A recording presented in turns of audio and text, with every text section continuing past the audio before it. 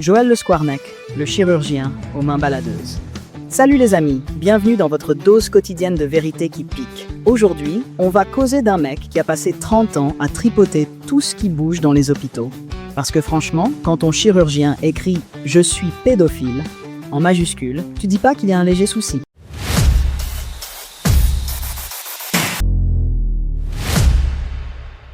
C'est Nina Dubois, votre guide dans ce monde de fous. Accrochez-vous, ça va secouer plus qu'un bistouri dans les mains d'un taré.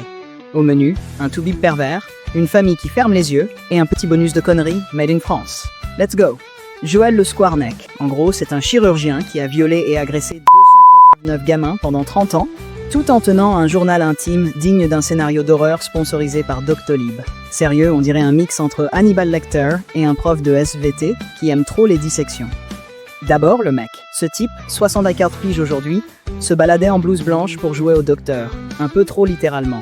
300 victimes. Et il notait tout dans ses petits carnets. Vulvette, quéquette. Et ça, mes amis, c'est aussi crédible qu'un vegan qui ouvre une boucherie. 30 ans à l'hosto, il ausculte, il tripote, il opère, et personne ne voit rien. Faut dire, entre deux appendicites, il avait le temps de s'amuser. Un vrai multitâche. Notre Joël. Ensuite, la famille.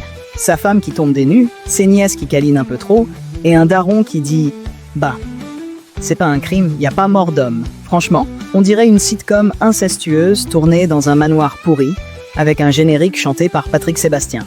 Et le top, sa sœur lui dit « Va te soigner », il pleure 2 minutes. Et puis rien, omerta totale. Chez les Le Squarneck, on préfère garder le silence et les poupées creepy dans l'armoire. Et pour finir, le système. 2005, il se fait choper pour des photos cheloues, 4 mois avec sursis, et hop, on le remet dans un hosto. Les alertes, aux oubliettes. Les plaintes, dans le vent. Faut une gamine de 6 ans en 2017 pour dire « le voisin est zarbi » et enfin arrêter le carnage. Si vous voulez mon avis, on a laissé un loup dans la bergerie, mais bon, au moins, il coupait bien les appendicites.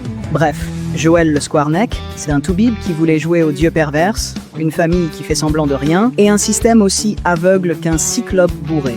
Un vrai chef-d'œuvre de débilité humaine. Alors, si t'as ri ou si t'as envie de tout casser, balance un pouce ou un commentaire.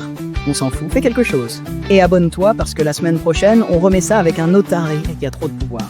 A plus, les guignols.